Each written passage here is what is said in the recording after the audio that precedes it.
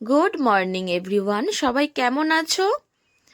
আবার একটি নতুন মিনি ব্লগ নিয়ে তোমাদের কাছে চলে এলাম। সেদিন গিয়েছিলাম বাবাইকে ডাক্তার দেখাতে, তারপর ওখান থেকে ওদের বায়নার জন্য চলে গিয়েছিলাম চিড়িয়াখানা। তারপর তো গিয়েছিলাম ভিক্টোরিয়া, ওখান থেকে যেহেতু সামনে বলে। তো অবভিয়াসলি ওদের জন্যই যাওয়া।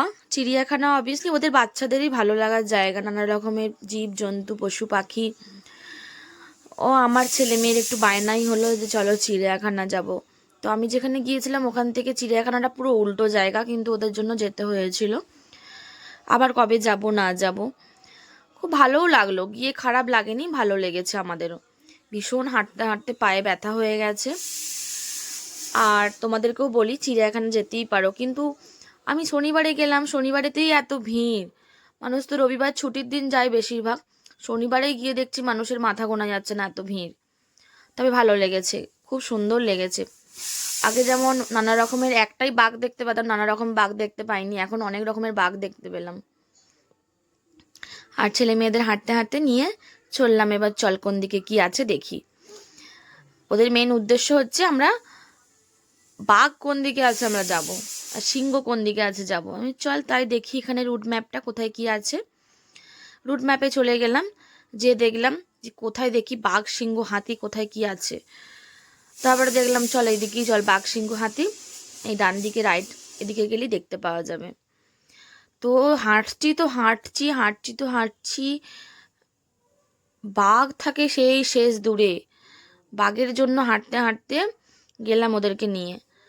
নানা রকমের কত রকমের পাখি দেখলাম, এখানে কত রকমের বক ছিল, নানা রকম, মানে খুব সুন্দর।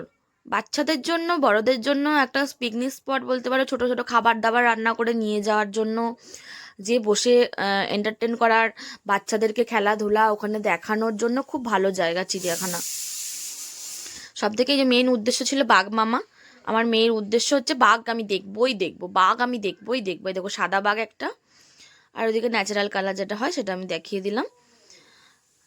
খুব ভালো লেগেছে। বন্ধুদেরকে বলি তোমাদের কেমন লাগছে আমার ভিডিও, আমি সেভাবে কি কন্টেন্ট তৈরি করতে পারছি?